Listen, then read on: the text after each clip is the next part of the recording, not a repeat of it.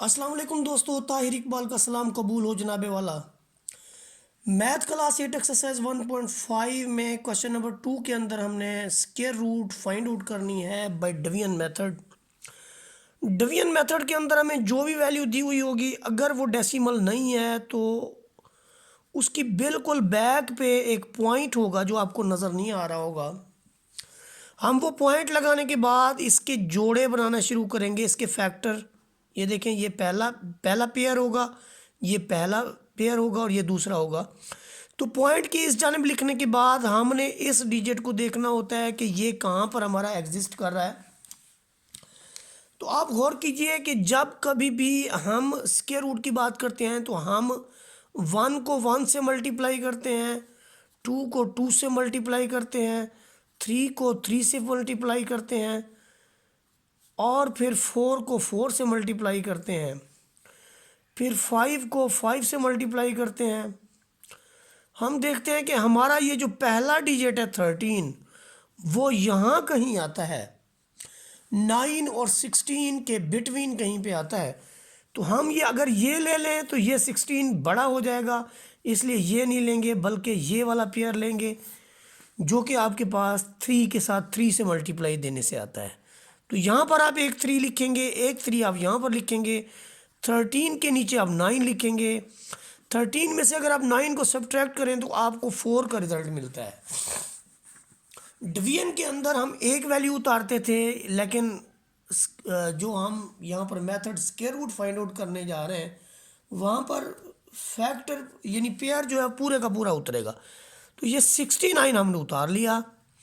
अब ये जो आंसर है या तो इसको डबल कर लें, 3 को 2 से मल्टीप्लाई करें तो 6 आता है।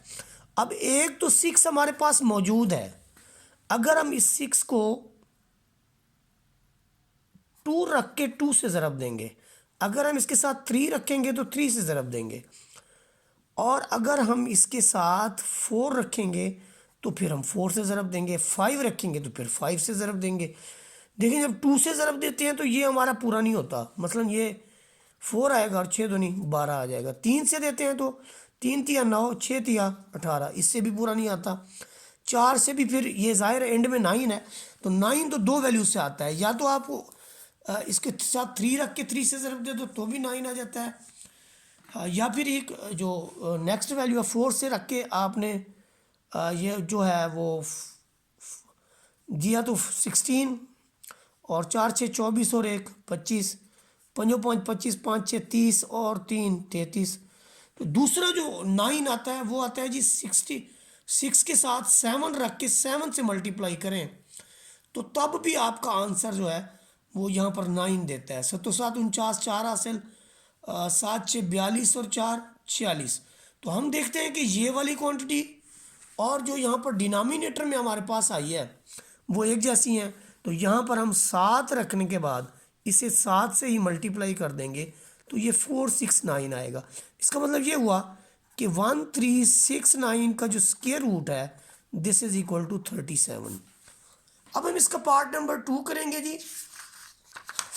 पार्ट नंबर 2 के अंदर देखें, जो हमारे पास क्वांटिटी है वो ये है कि हमारे पास रिजल्ट यहाँ पर पॉइंट नहीं है तो बिल्कुल इसकी बैक पे पॉइंट होगा। बैक से इस तरफ हम फैक्टर बनाते जाएंगे, पहला जोड़ा, ये दूसरा जोड़ा, ये एक अकेला है।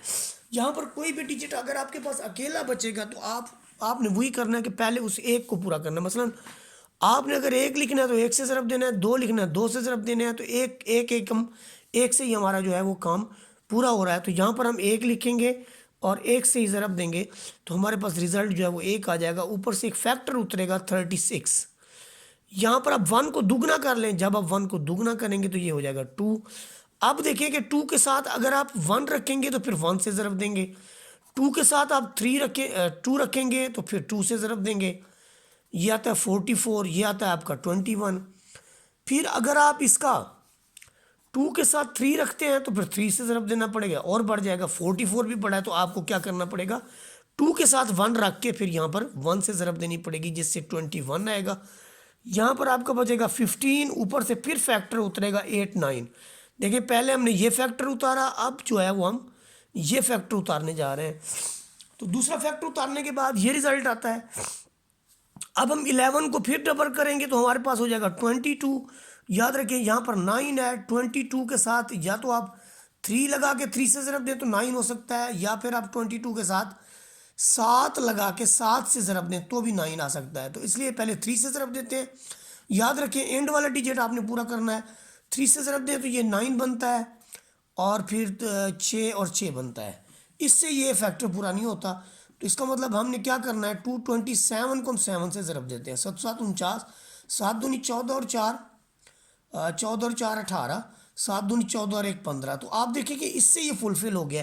तो यहाँ पर आप 7 लगाएंगे, ऊपर भी आप 7 लगाएंगे, तो आपका जो रिज़ल्ट है वो कंप्लीट हो जाएगा। यानी आपने इधर भी 7 लगाए, इधर भी 7 लगाए, तो आपका रिजल्ट है 1599 पूरा हो गया।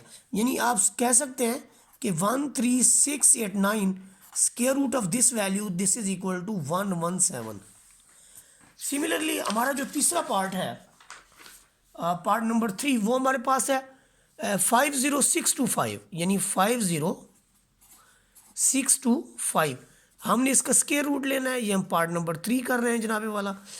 तो यहाँ पर पॉइंट है, इसके पीछे आप फैक्टर बना लें। इसके 5 अकेला है, ये देखें एक ही कम आपका 1 2 2 लिखेंगे तो 2 दूनी 4, 3 लिखेंगे 3 तिया 9।